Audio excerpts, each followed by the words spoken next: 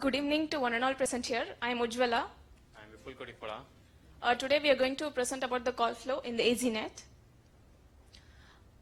When AZNet stands for Emergency Services IP-based network, so all the emergency calls are routed to this network. When an emergency call is made using the landline or the mobile phone, the calls are routed according to the phone number to the appropriate PSAP. But when a VoIP emergency call is made, it is challenging to find the location of the caller. The main goal of our project is to take traces in our main campus testbed and to analyze how the calls are routed in our AZNet. NENA stands for National Emergency Number Association. It actually provides standards for how the elements in the AZNet should work and also provides standards to test them. This is the logical flow of our system. So the caller is the one who calls, and there's a border control function which actually validates the call and lets the call into the AZNet. And there's a routing proxy which actually does a database dip for the appropriate PSAP URI and routes the call to that answering point. This is the physical architecture of our AZNet. We have all these components attached to a data switch, and the caller is also connected to the data switch. There is no necessity that the caller should be in the network. It can also be from the public network, but the caller has to be registered to the SIPD proxy. This is the actual call flow that we analyzed using our traces in our testbed. So there's a caller.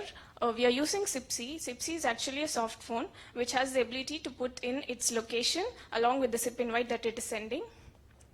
SIPD is the proxy that we are using. So the SIPC is actually registered to the SIPD, and there a database dip takes place.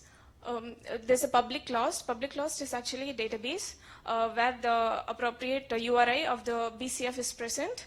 We also has a provision to just bypass the BCF and enter into the ESRP, but we have used the BCF. So the call is routed to the BCF. BCF is nothing but the firewall which actually stands at the gateway of the AZNet. It validates the call and lets the call into the AZNet. So then the call goes to the emergency services routing proxy.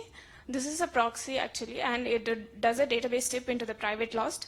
Private lost contains a lot of columns. It contains the state, city, country, etc. and along with the appropriate PSAP. For example, Chicago might have one PSAP and Naperville might have other PSAP. So based on the location, the PIDA flow that the SIPC puts into the invite, the corresponding PSAP URI is returned by the private lost, and the call is routed to that PSAP. PSAP is nothing but the public safety answering point. It is a physical point where there are a number of call takers and the person has to lift the call. Over to Vipul. Thank you, Ujjwala. This is the ladder diagram that what we analyze in our main campus testbed.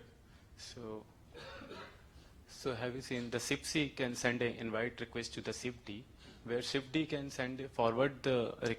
where SIPD can query the lost one server of the location. So lost one server can send a URI to the SIPD, and then according to that URI, SIPD can forward the call to the BCF, where BCF is a back-to-back user agent. This one is the BCF in and this one is the BCF out.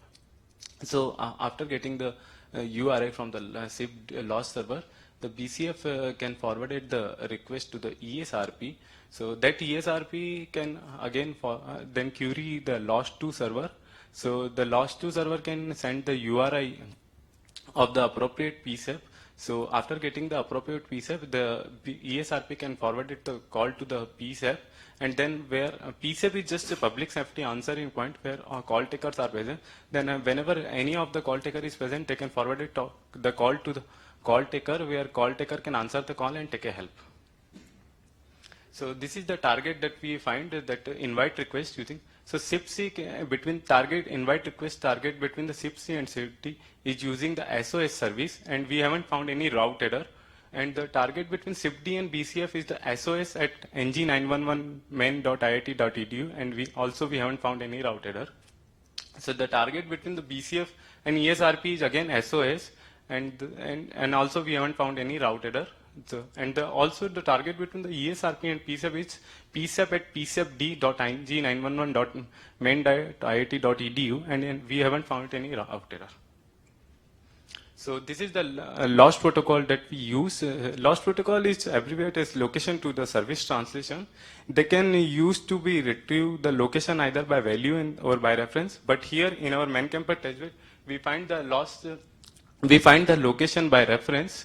Location by reference means that supplies the URI of the location, or location by value means they can find the location which was sent by the signaling server. So lost server can perform two functions, call routing and the location validation. In the call routing, it is used ECRF as the protocol to route the all emergency call within the EasyNet. And the location validation it is used LVF as a protocol to validate to validate the location of the caller, of the emergency caller, that can be used that it is used LVF as the protocol to validate the location of the caller that is used for the emergency call. Each lost server is used as an XML based document. So this is the XML based document that we analyze from the lost one server. So this is the country, state and city. So lost, like we have seen in the ladder diagram, that lost ones, like SIFD queried the lost one server where he got the bcf.ng911.main.iit.edu. And in the lost server, lost two server, we got the XML file like country, city and state. And from the lost two server, we got psap at psapd.ng911.main.iit.edu. So finally, our project conclusion is that we have characterized that how the call is flow in our main campus testbed, and how lost protocol is used to find an appropriate location of the PSAP. Thank you. Any question?